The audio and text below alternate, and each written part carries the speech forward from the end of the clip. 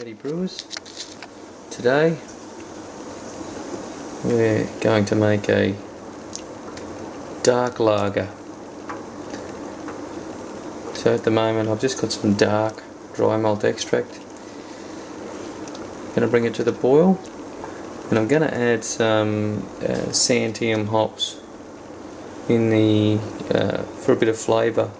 So just bring it to the boil and throw in 25-30 grams. And I don't know if you haven't seen my video on how to design a beer recipe, the flavours of the santiam hops are what I'm after. So peppery and floral, so that's what I want out of the dark lager.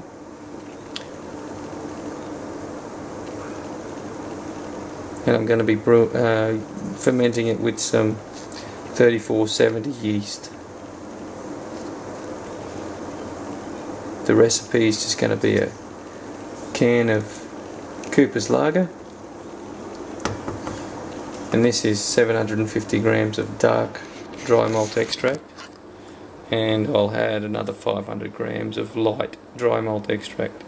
Alright, we've got our dark malt extract going to the boil, and now we add 30 grams of santiam hops, and so we'll let that boil for 5 minutes and we'll let it steep for probably another 20. Alright, we're coming up to the end of the 5 minutes. Turn it down.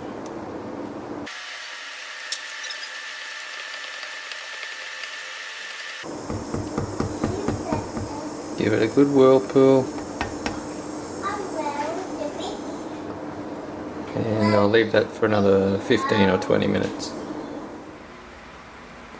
Okay, so for those of you who have a fermentation freezer like I do, I have started saving my back by filling it inside the freezer. I still see some videos on YouTube where the guys still lift it into the freezer. But anytime you can fill it inside where it's going to ferment, it's going to save you having to lift 20 litres or 20 kilos of beer. Okay, so I've got my straining vessel there, and that'll keep the hop debris out of the wort.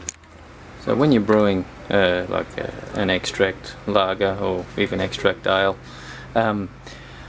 I keep water in the fridge overnight so I can get it to pitching temperature around 12 degrees and the next day.